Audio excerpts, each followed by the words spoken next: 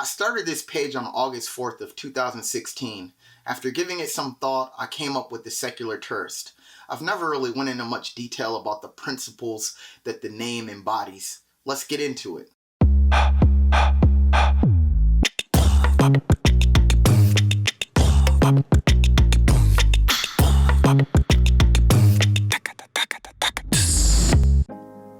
When I was growing up as a kid, I never expected to be secular. It's just simple demographics. Most people believe what their parents believe. I also never expected to travel to 20 countries. When I was a kid, I never left the Midwest. For us, going on vacation was visiting our relatives in Detroit or Flint, Michigan. Sometimes we went to Ohio or Indiana, but we never left the Midwest. It wasn't until 2012 that I finally ventured outside the Midwest when I went on a road trip to New Orleans with some friends. My experience in New Orleans was amazing. In my opinion, it's the most authentic city in the country due to its rich and diverse history. After that experience, I had this urge to travel and experience more. Some people call it the travel bug. Not long after I got home from New Orleans, I booked a trip to Paris. Paris is a place that we associate with high culture, fashion, art, and the Enlightenment, which to some extent signaled the decline of religious supremacy in the Western world. I always wanted to go to Paris, I just never thought I would. I had never flown on a plane or been outside the country, so it was a big deal for me. Naturally, I was a little nervous and I was worried that something would go wrong. I thought that I'd go to the wrong gate or something and miss my flight. Fortunately, nothing really bad happened. However, I did have a layover in Amsterdam, and my flight from Detroit to Amsterdam was about an hour late, which meant that my flight to Paris would be an hour late or more.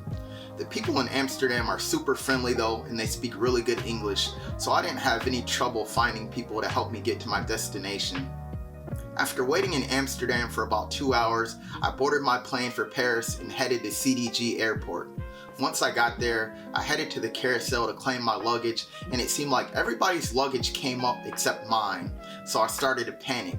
I started thinking, oh no, now I'm gonna have to cut into my spending money and buy a week's worth of clothes and toiletries. Fortunately, my luggage eventually came down, but I still had to figure out how I was gonna get to my hotel.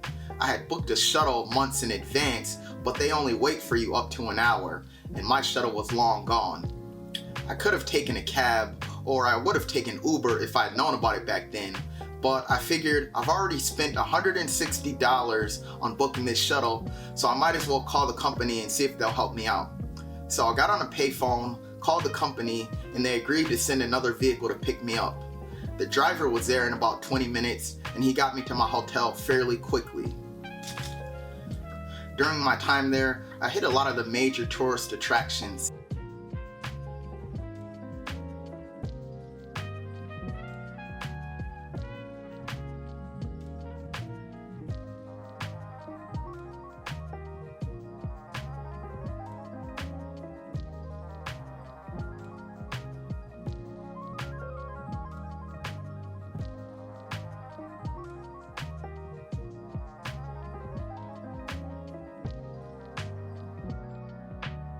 Of course, I couldn't visit the City of Lights without experiencing the Parisian nightlife. There's a really great Irish pub called O'Sullivan's. It's a good place to hang out if you don't speak French fluently, and it's a good place for foreigners to mingle with the locals. The DJs are good, the prices are reasonable, and the atmosphere is lively. In a lot of these photos, you see me holding up the letter L for logic, which is something that I took from Dusty Smith. If you don't know who he is, he's an atheist YouTuber from Mississippi. Between 2010 and 2013, he was really one of the people who encouraged me to get active in the online atheist community. And I was actually a member of his Facebook group called The Cult of Dusty. So roughly around the same time that I started getting active in the atheist community online is also around the same time that I started traveling, hence the secular tourist. So far you've gotten a brief overview of some of the things that I got to see and do. But things that you can't see in the photos are the things that I learned. I learned to step out of my comfort zone in a foreign place. I learned that getting lost isn't always a bad thing. It can be a great adventure, and it feels amazing when you find your way back on your own. I learned what scams to look out for, and I also learned that even though there are scam artists, most people are just trying to get from A to B like you. Mark Twain said that travel is fatal to ignorance and bigotry. While this may be an oversimplification of how people overcome indoctrination and prejudices, imagine how much better the world would be if more people got to venture outside of the towns that they grew up in.